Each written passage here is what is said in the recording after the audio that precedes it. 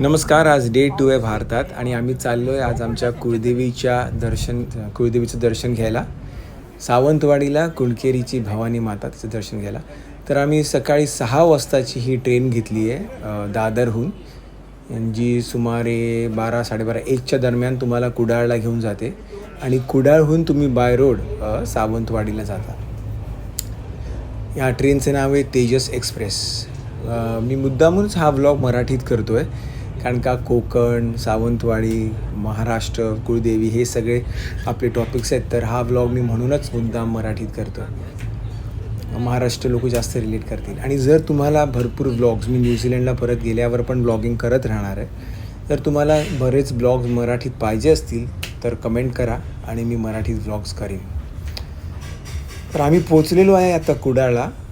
आणि तुम्ही बघाल की मी बॅकग्राऊंडचा जो व्हॉईस आहे तो पण थोडासा हलका चालू ठेवला आहे, म्हणजे तुम्हाला थोडं फील येईल काय डिस्कशन चाललं आहे ह्याचं.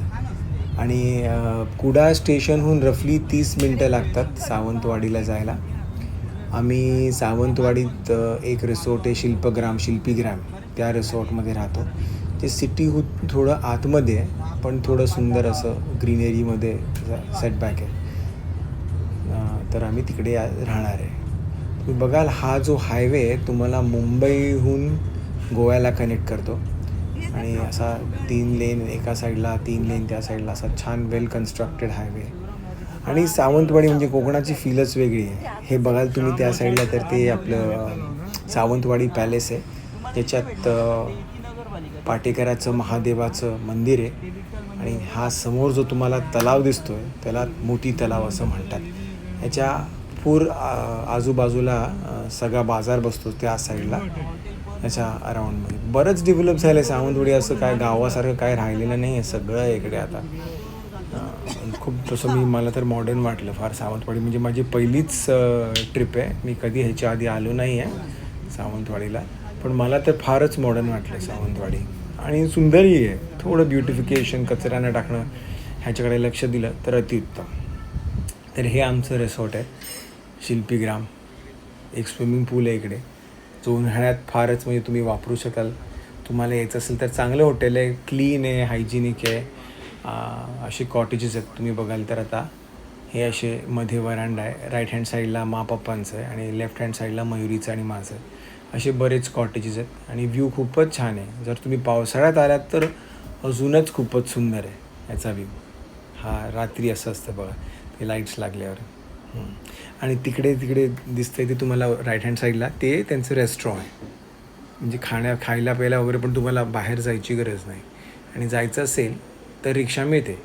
हे दुसऱ्या दिवशी सकाळी आम्ही इकडे असं वरांड्यात बसून त्यांच्या चहा, कॉफी आणि काय थोडा नाश्ता केला दर्शनाला निघायच्या आधी. चांगलं आहे, खूपच छान आहे, मला आवडलं. तुम्ही एन्जॉय करू, निसर्गाचा एन्जॉय करू शकता. आता आम्ही सावंतवाडी पॅलेसला पोचलेलो आहे पाटेश्वराचं दर्शन घ्यायला. आम्हाला जरा यायला लेट झाला, तर त्यामुळे आम्हाला बळजींना आधी फोन केला आहे. ते बोलले येतील 15-20 मिनटात. ह्याच्या पुढे गाड्या जात नाहीत.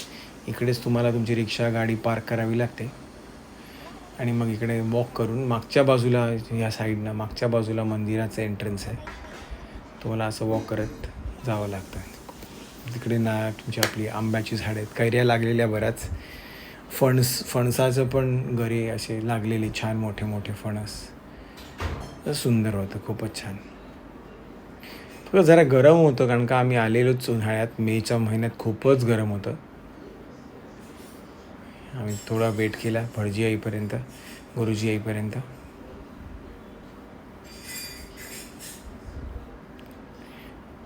पक्षी वगैरे पण छान होतं. मग गुरुजी आले आणि मग आम्ही गेलो. त्यांनी अभिषेक केला छानपैकी आणि थोडी पूजा पण केली आम्ही.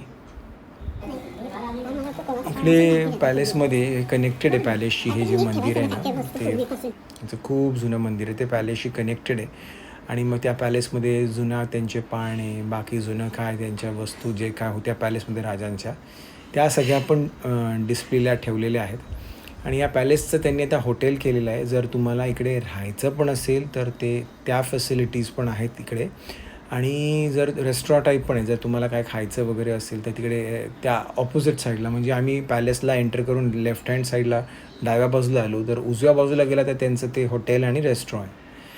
ही मयुरी, तिला सगळ्या कॅप्चर करायला आवडतं, सगळं रेकॉर्ड करते ते या मोमेंट्स. खूपच छान झाली पूजा, चांगला अभिषेक पण झाला. आता पहिले देवाचं दर्शन घ्यायचं असतं आणि मग ते झाल्यानंतर मग तुम्ही भवानी कुणकेरीला जाणार आहे भवानी मातेचं दर्शन घ्यायला. तर आम्ही ऑन द वे आहोत आता कुणकेरीसाठी. हे जे काका आहेत, रिक्षा ड्रायव्हर काका आहेत, त्यांची पण जी कुळदेवी आहे ती हीच आहे. आणि त्यांना पण, म्हणजे जेव्हा आम्ही त्यांना थांबून विचारलं तुम्ही याल का, आम्हाला भवानी मातेचं दर्शन करायला जायचं आहे, तर ते स्वतःहून खूप खुश झाले. त्यांना दुसरं पण भाडं होतं, पण त्यांनी हे सिलेक्ट केलं आमचं भाडं, कारण का म्हणजे त्यांना पण देवीचं दर्शन घेता येईल. तर ते आम्हाला घेऊन आले तिथे कुणकेरीच्या भवानी मातेच्या दर्शनाला. इकडे आम्ही पोचलेलो आहे. ते आतमध्ये असं बरंच, आणि मी तर पहिल्यांदाच आलो इकडे, पण पप्पा पहिले पण आले होते, तर तेव्हापासून हे खूपच डेव्हलप झाले. हे पण मागच्या वर्षी 1.5 वर्ष झाले त्यांना येऊन. 1.5 वर्षात पण त्यांनी बरंच काय काय डेव्हलपमेंट केलेली आहे. हे सगळं पटांगण आणि हे सगळं बाजूचं वगैरे सगळं बांधून भवानी माता आम्ही प्रार्थना केली. खूप बरं वाटलं.